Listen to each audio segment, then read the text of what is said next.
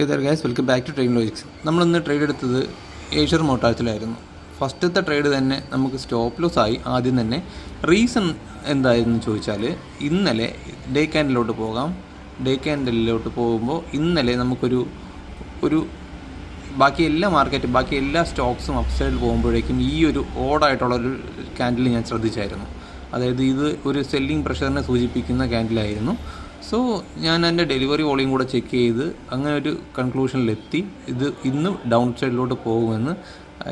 Entry ഞാൻ place ചെയ്തത് തലേന്ന് മെനഞ്ഞാന്നത്തെ അപ്സൈഡിലുള്ള ഒരു റീജിയനായിരുന്നു.